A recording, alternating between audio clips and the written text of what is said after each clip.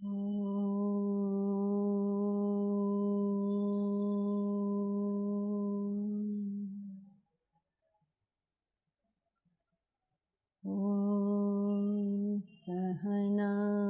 Vavatu Sahana Bhunaktu Saha Viryam Karavavahai Tejasvinavadhitamastu ma vidvishavahai. Om Shanti Shanti Shanti.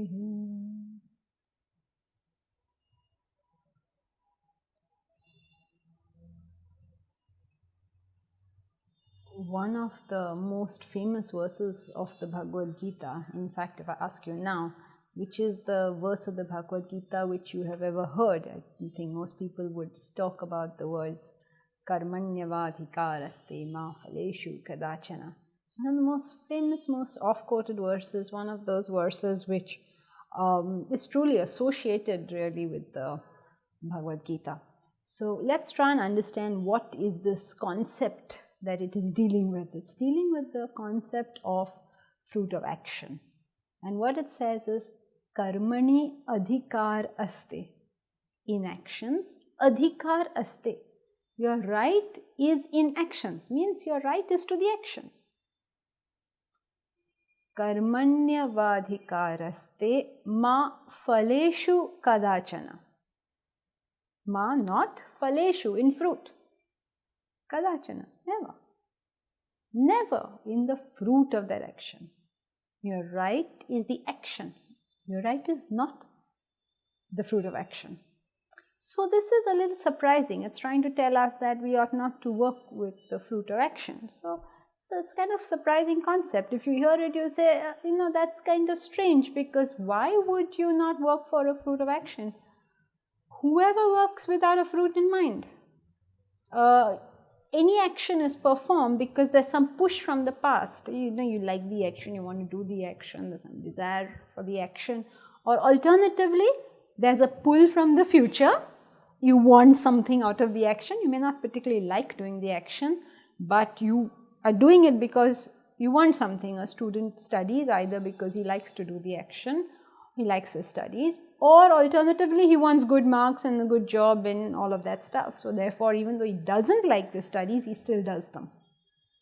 So this is a bit strange if you hear and you say, oh, don't work for fruit of action, but how is it possible, or why is it possible? Why should you not work for the fruit of action? And that is one of the main ideas of the Bhagavad Gita. In fact, it's not here in this verse, but in many verses that this idea is repeated. Even in chapter 6, he says, Anashruta karma phalam karyam karma karoti yaha.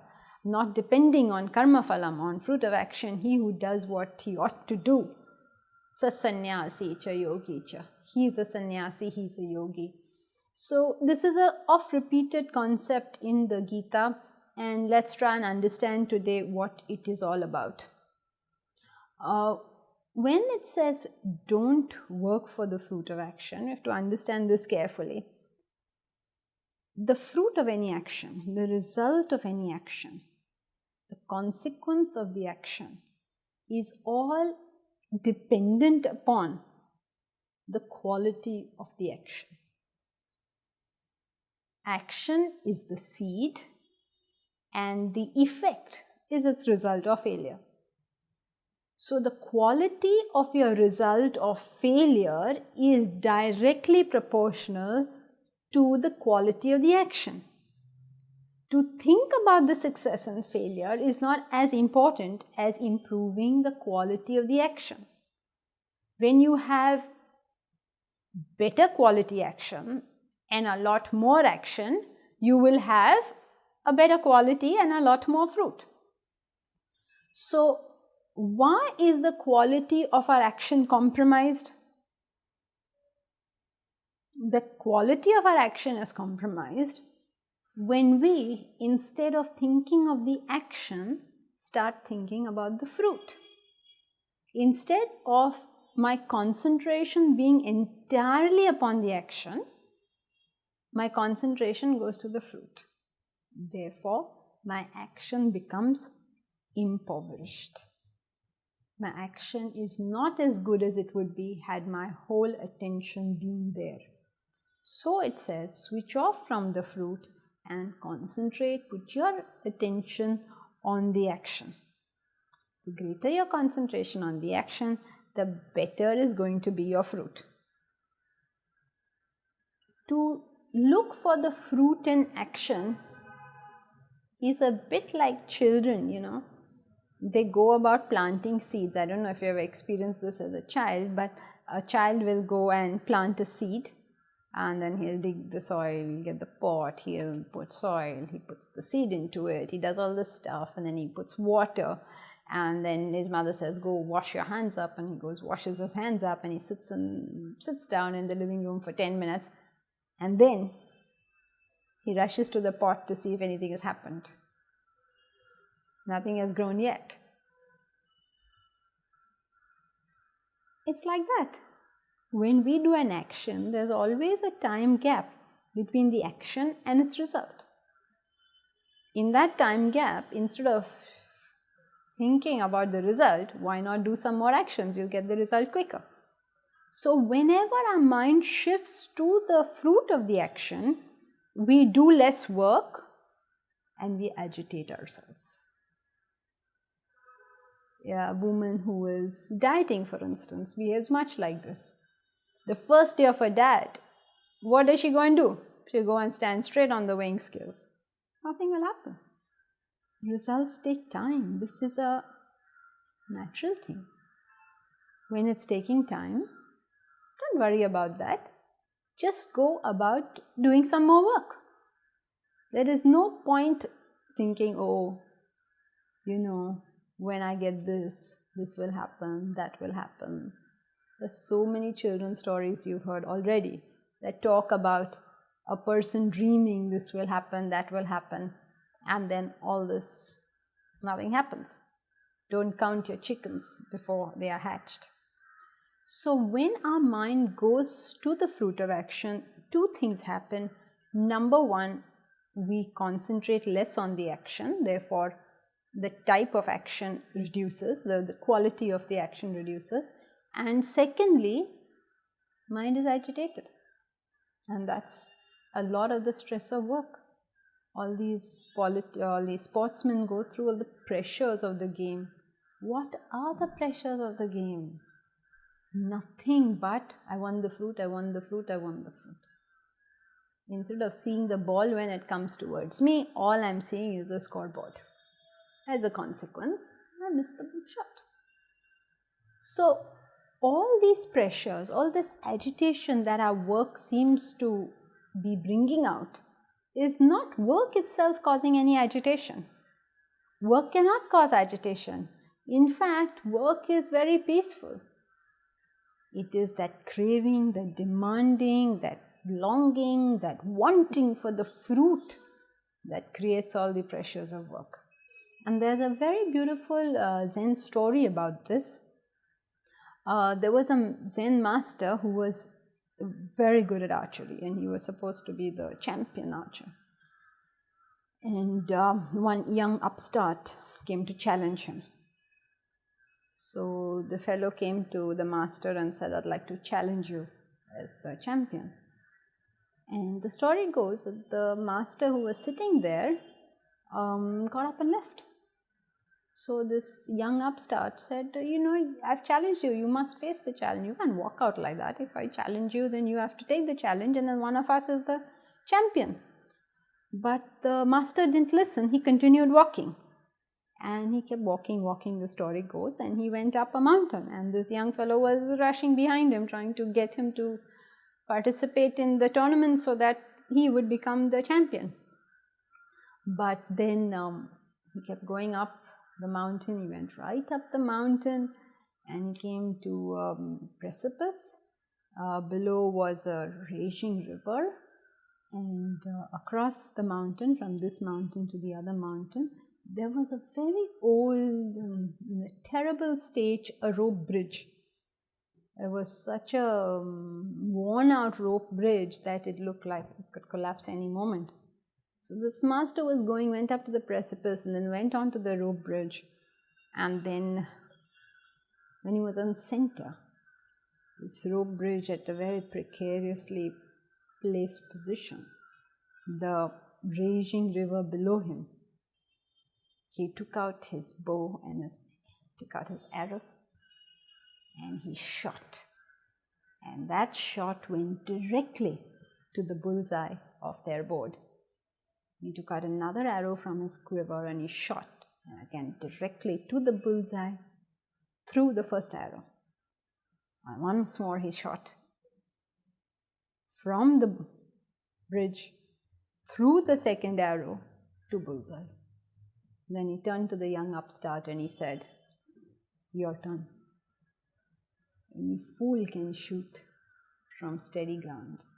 Any fool can learn this art of hitting bullseye. Your art is your art when you can do it in those conditions." So, anybody may learn to play cricket, but can you play it with the whole world watching you, with just a few shots, just a few balls left to victory?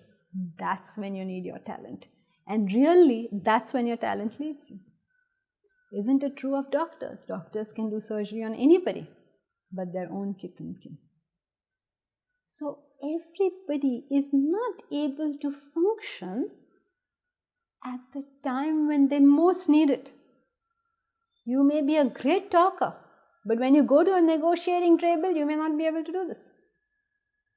When you have to talk, really talk, to get something done, you may not be able to do it. Can I exert my talent when under duress? That shows my caliber in anything. So now what is this duress? How will I exert my talent, whatever it is, under duress? It's a very simple way to do it. I should have trained myself always to work without thinking of the fruit. Because all these external circumstances and situations, they are not what is giving me stress. What is giving me stress is my own longing, my own craving, my own desiring for the success, for that fruit of action. And the more I think of it, the more stressed out I get. And the more stressed out I get, the less I can perform. And therefore, obviously, the fruit is further and further away from me. So the whole trick of action is, can I bring to the table the talents which I have? Or is it that the moment they are required, they just leave me? Much like how Karna lost his ability to fight right in the middle of the war when he most needed it. And this whole desiring and longing and craving is what makes us want to stop work. Not only does the quality of our work reduce, not only does our mind get agitated with this work, but also you can't work at all. It comes to a grinding halt. This huge need nowadays. You hear of people going on vacations. They take a month-long break. They take so many breaks. They take mid-career breaks. All this need for all this stopping to work is something incredible which is new to our society today. Why is there such a strong need to stop working? Because what has been happening is that this pressure on us to achieve that fruit has pressurized us so much that actually our equipments no longer function. It's like we've heated up the equipment so much that they can't function. We have to switch them off. That's why we need weekends, we need vacations, we need holidays. We can't keep working. And there was a time really where there was no concept of a holiday at all. Then Sunday was a holiday. Agrarian societies didn't have Sundays. Then eventually Sunday became a holiday. Then Saturday became a holiday. Slowly Friday will become a holiday. And we will be working less and less and be more and more stressed. And why are we reducing our work? So that we reduce our stress. Actually, work keeps our mind stress-free. Work never causes us stress. It is that pressure, that desiring, that craving for the fruit that is causing the stress.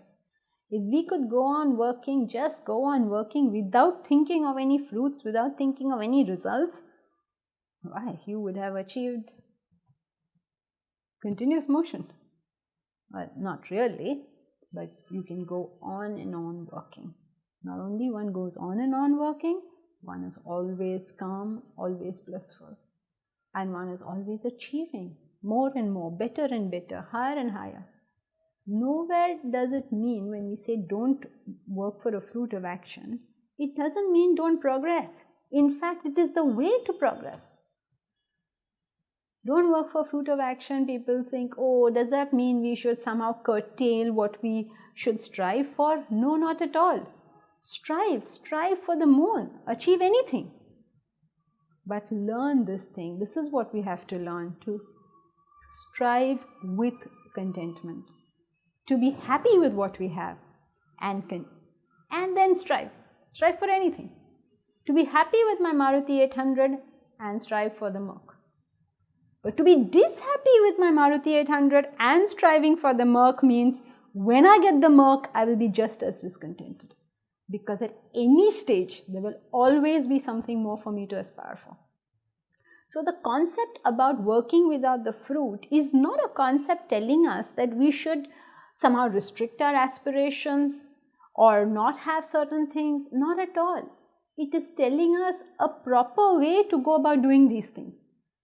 What a wonderful life it would be if I could be entirely content with what I have now, completely satisfied with what I have right now, and still strive harder for more, for better, in whatever way you deem best.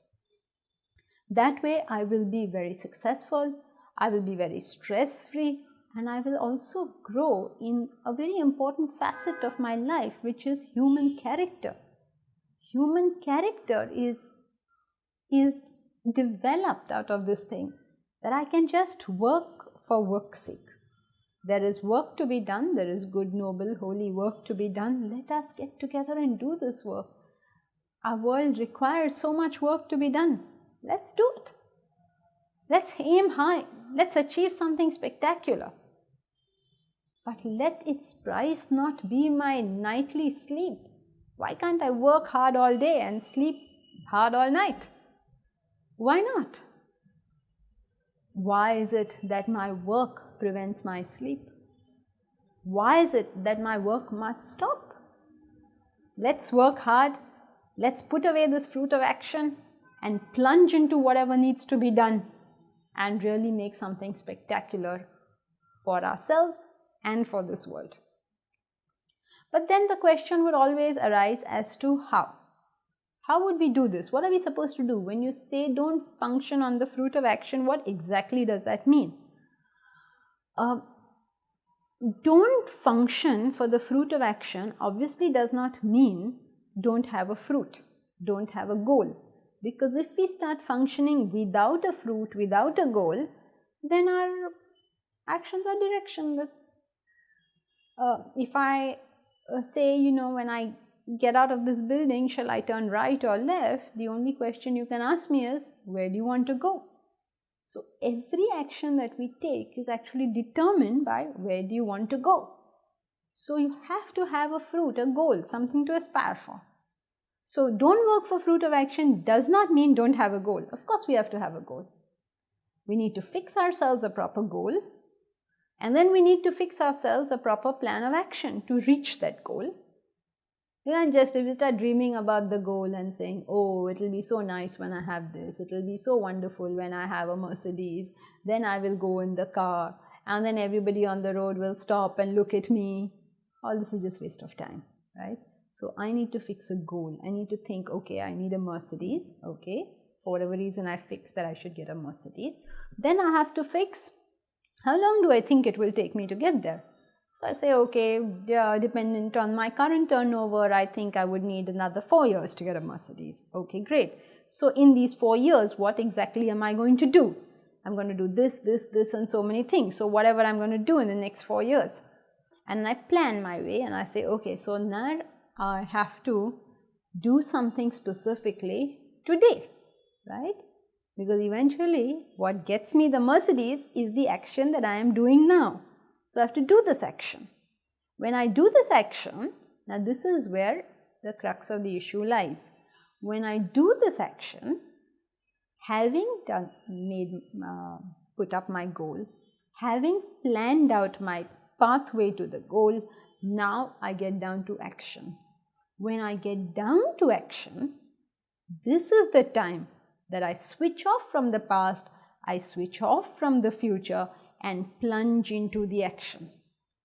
In other words, once the action has started, don't think of the fruit.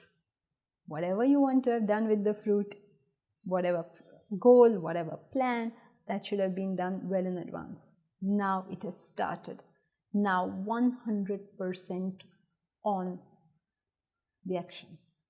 For instance, if a man goes into bat, okay, he's planned what he wants to do.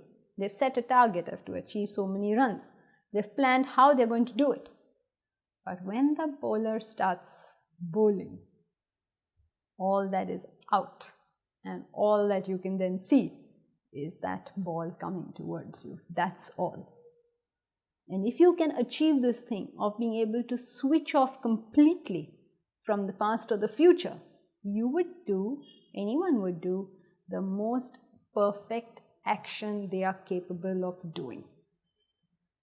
And therefore, they would get the best result that they are capable of getting.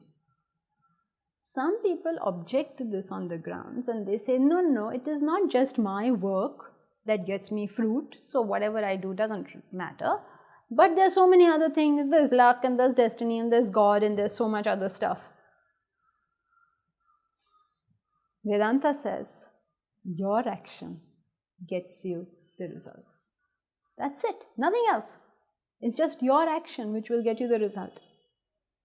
But we don't have time today to get into this idea. So let us take as a hypothetical case that luck and destiny and stars and God and so many other things are also playing. Let us hypothetically accept this. If we accept it and we say that, okay, all these other things work for 50% and my effort works for 50%, then if I can learn to focus on my action without thinking of the fruit, at least I can guarantee for myself 50% better results. If you want to go with the Vedantic thought, of course, then you guarantee yourself the whole thing because your results are based entirely on your actions. There is no other factor being played around here.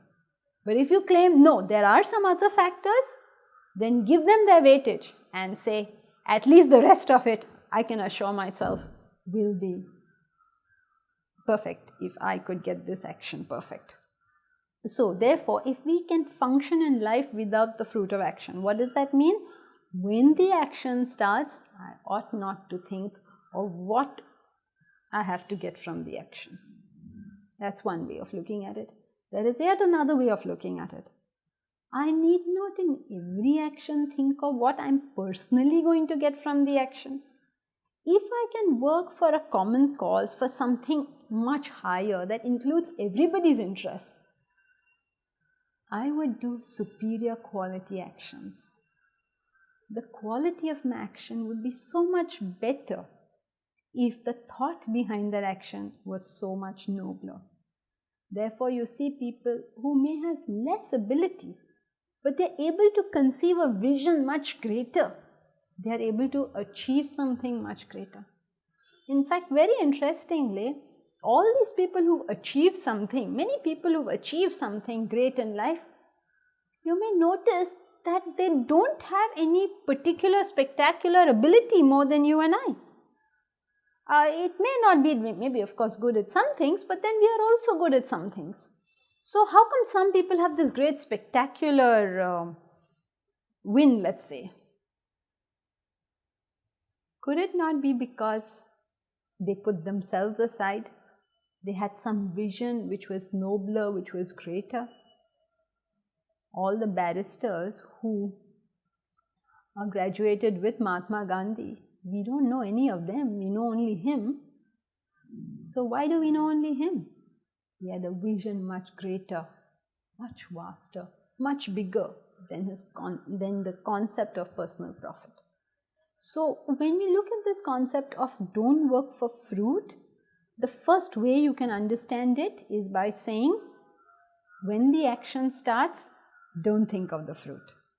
The second way you can look at the same concept is, when you work, don't work merely for personal profit, but work for something greater, wider, some vision which is for the welfare of everyone else. And thereby our actions will become more productive and prosperous. Not only that, it will generate great peace and harmony within ourselves. We will become happy people. So if we were able to learn this art of working for work's sake, then we would become great achievers and at the same time extremely peaceful. We would learn this great statement of Swami Ramatirtha, fantastic statement he has made. He says, intense work is rest. Intense work is rest. Thank you.